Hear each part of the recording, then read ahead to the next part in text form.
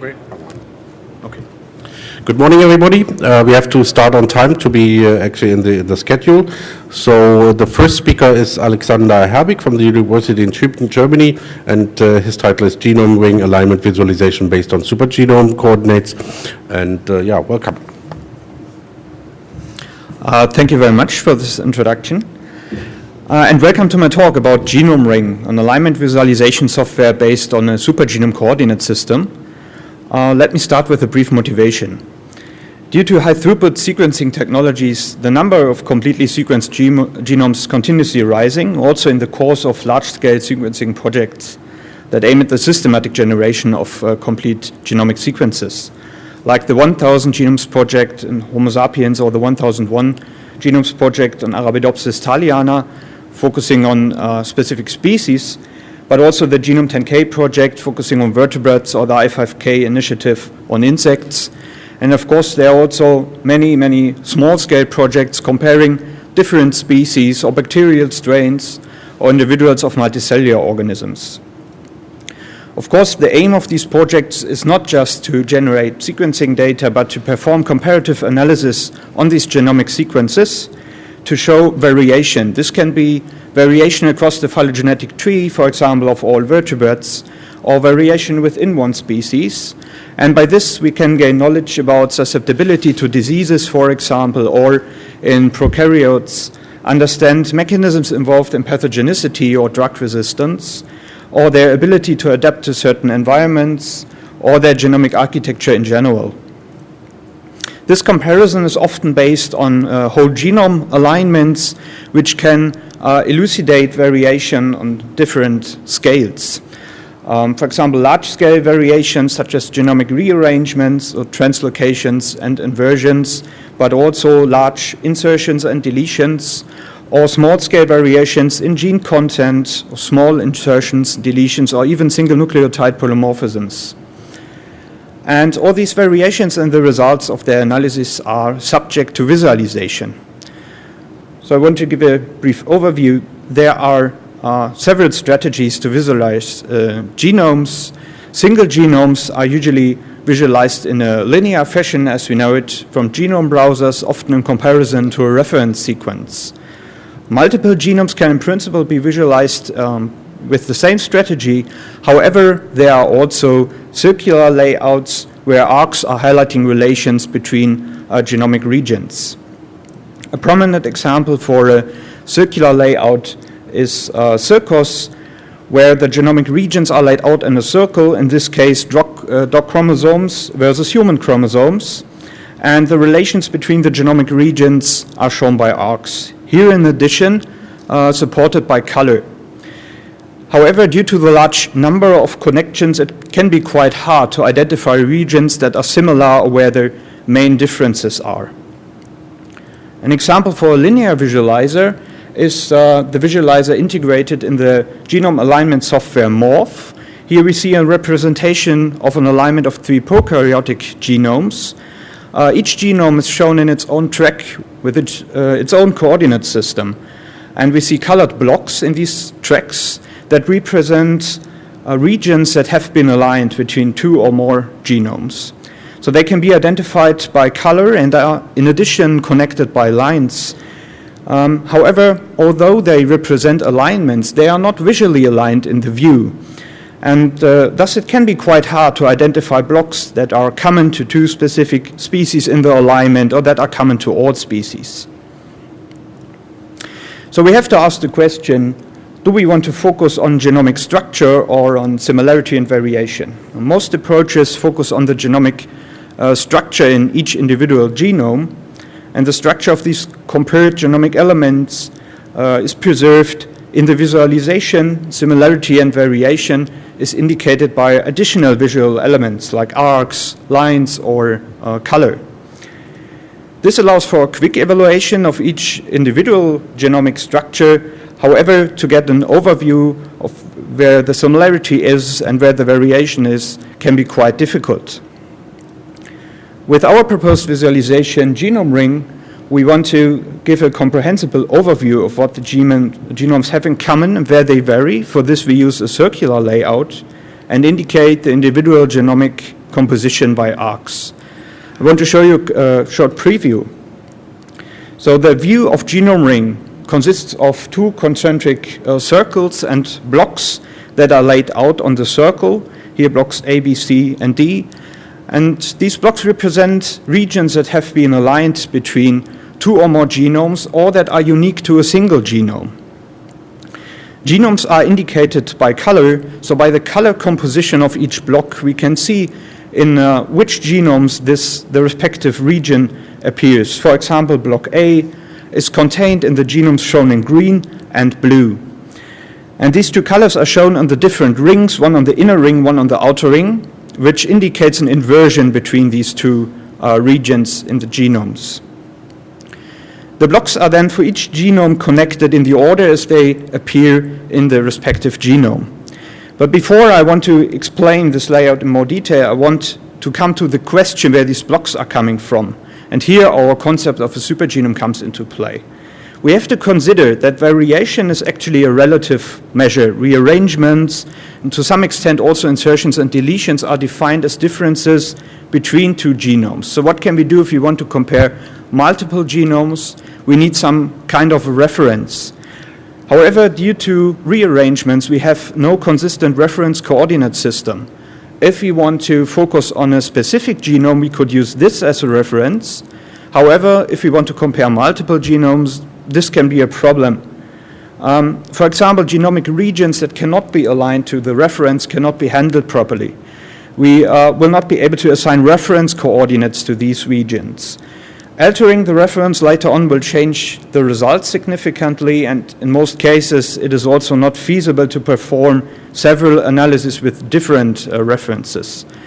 So what we need is some kind of a meta-reference that contains a superset of all the genomic regions that are contained in two or more genomes or that are unique to a single genome. I want to illustrate this with the previous example from before. So in this case, the supergenome consists of 4 blocks, A, B, C, and D. And we can see that none of these blocks is contained in all genomes. For example, if we would choose the genome shown in red as the reference, we would not be able to assign reference coordinates to block A, as this block is not contained in this genome. And we would also not be able to model the inversion between the genome shown in green and blue for block A. So these blocks represent regions that represent alignments between two genomes or more, or that are unique to a single genome. However, we also want to highlight large insertions and deletions, and therefore we also insert blocks for such events. So the supergenome is actually a representation of all genomes in a whole genome alignment, and it defines a common coordinate system and mappings between this coordinate system and the individual genomes.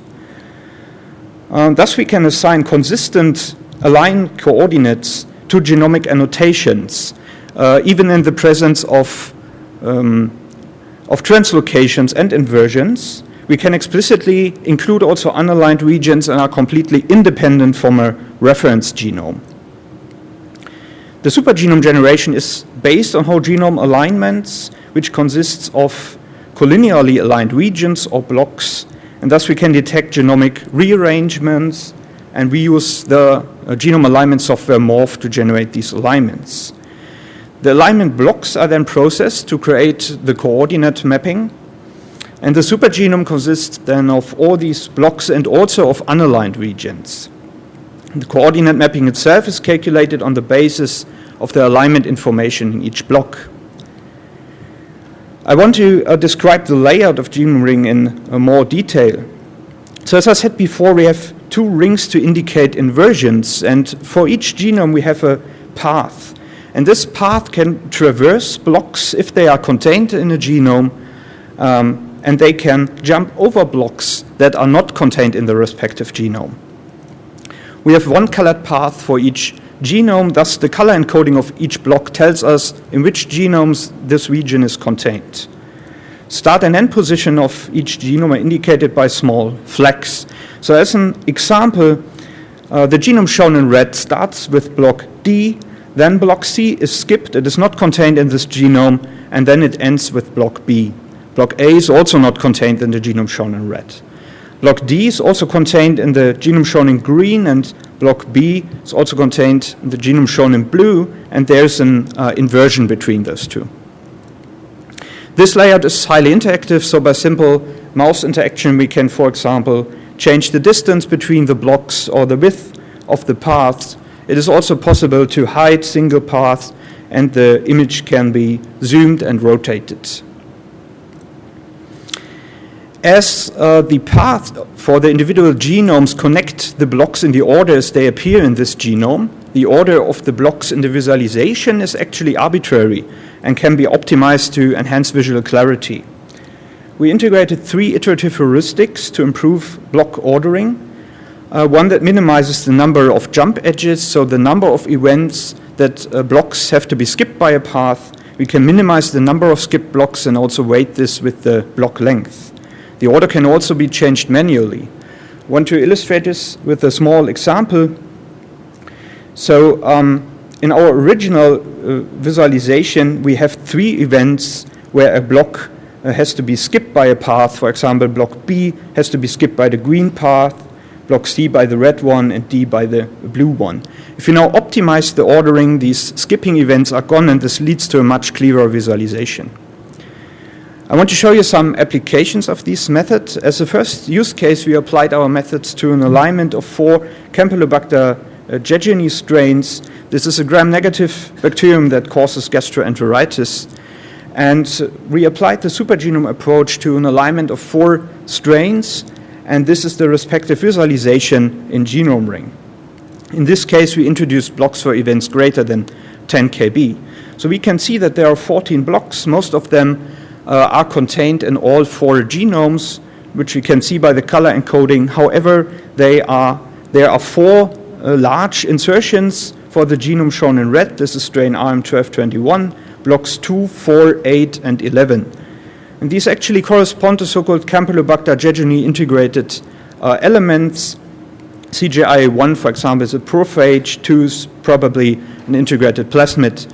So we can see that by our strategy to also introduce blocks for large insertions and deletions, such events are apparent at the first glance. For a more detailed analysis, we integrated GenomeRing in the visual analytics software Mayday, which is also developed in our group. And this allows for linkage with other visualizations contained in Mayday, like profile plots or heat maps, or for further analyses like clustering and statistical testing of gene expression data, if this is contained for the aligned genomes. A more detailed view in Mayday's genome browser is also possible for regions identified with GenomeRing. We demonstrate this by applying our methods to an alignment of 3 Helicobacter pylori strains. Helicobacter pylori is a gram-negative bacterium that causes gastritis and even gastric cancer. We also included gene expression data from a study by Cynthia Sharma and co-workers, where strain 26695 was grown under different conditions, for example, under acid stress and also in contact with liver cells. And we loaded this expression data into Mayday and performed a clustering analysis to identify genes that are specifically upregulated under one of these conditions. So this is the respective GenomeRing visualization. Here we introduced blocks for events greater than 50 kb. We can see that there are 8 blocks. All of them are contained in all strains. However, there are 2 large inversions between strains 26695 and the other 2, blocks 6 and 5.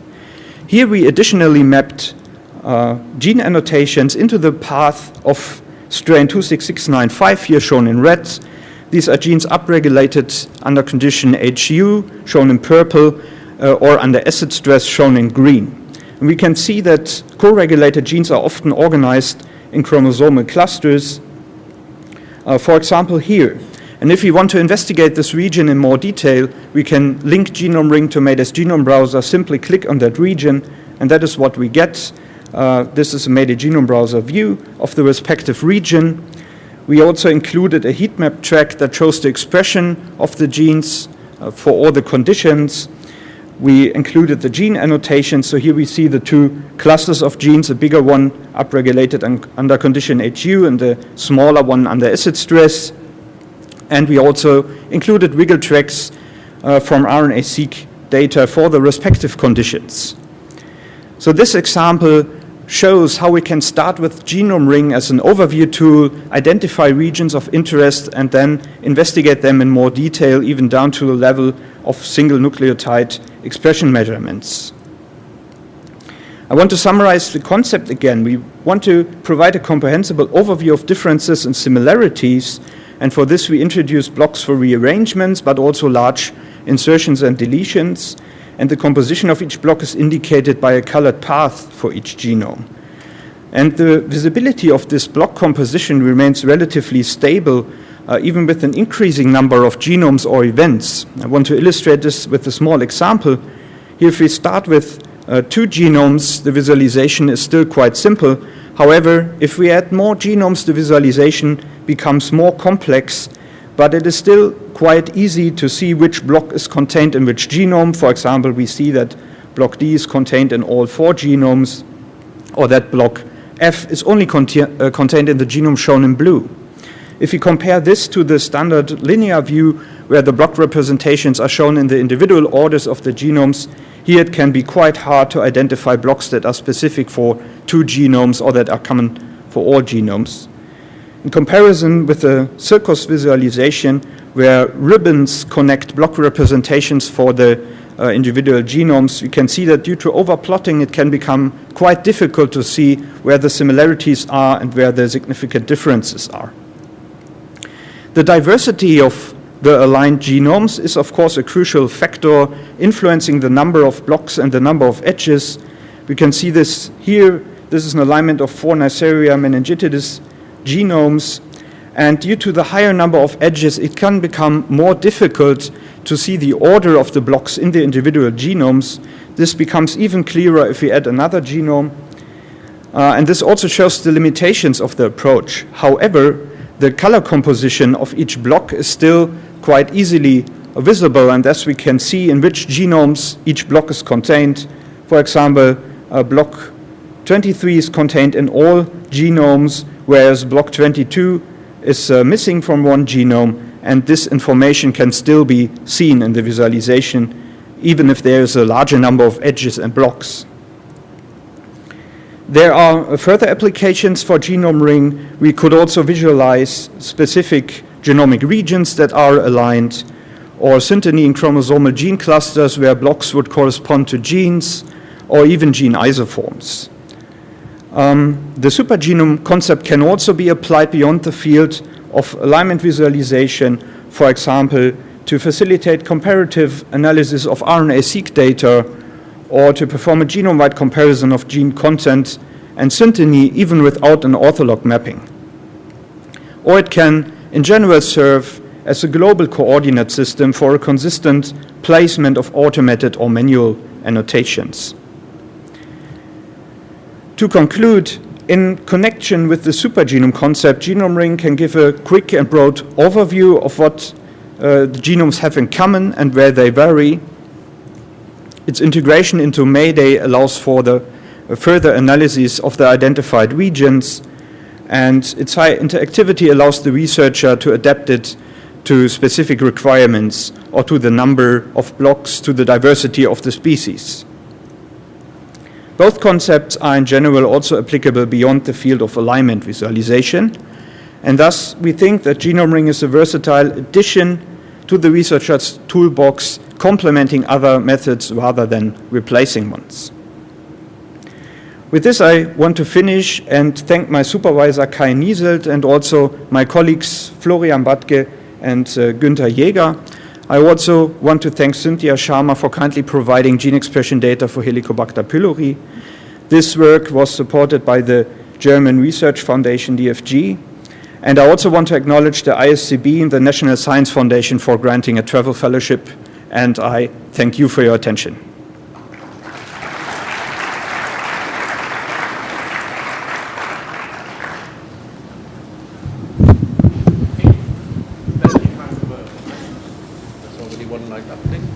Thanks, that was very interesting. Could you say something about how well the existing software scales? Could you handle, say, a small, like yeast-sized genome if you, presumably the chromosomes would have to be all stuck together? But. Yeah.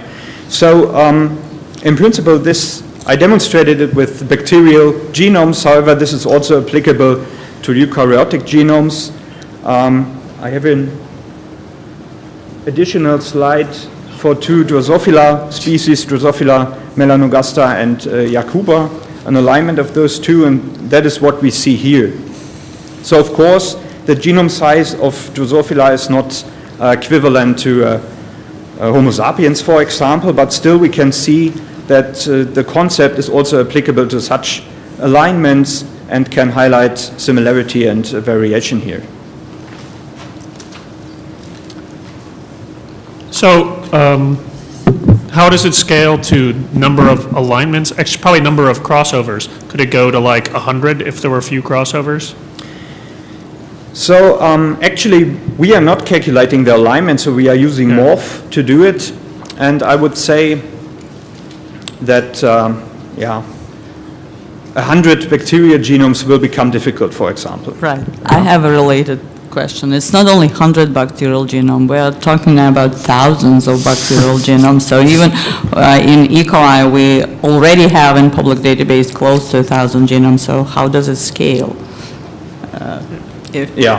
So in principle, there are two questions. So how does the alignment generation scale? This is one thing. And how does this visualization strategy scale? You will run out of colors for. And I would assume we can align them. Yeah, okay. So if they are aligned, I would say that we can easily display 10 genomes. We can also display, let's say, 20 if there are not too many blocks that have to be introduced for the overview. However, if we are willing to zoom in specific regions, this will be not a problem, and I think in this case we could even handle more. But I think there is no way to handle, let's say, thousands of genomes for such a visualization, if there are really significant differences. One other quick thing, open source. Can I get the source code? Yes. Thanks. Yes, so I think one quick comment on the number of genomes that could be visualized. I think it's clearly limited by the number of distinct colors you could choose and then also distinguish in the end. So it might be actually smaller. But my question is more about, have you thought about sort of combining this visualization with other visualizations that might help answer questions about this kind of data? For instance, how many blocks are there and which genomes actually do contain this block? That might be actually better visualized with a slightly different view, where that question, could be answered sort of right away. Rather here, you still have to go through this whole list. Have you thought about extending this? Yeah, you are completely right. So the connection with the genome browser, which is integrated in Mayday, was the first step. But we also think that not everything can be done within one visualization. So this is definitely true. Okay, but you don't have any specific plans or anything. Thank you. Okay, thank you very much.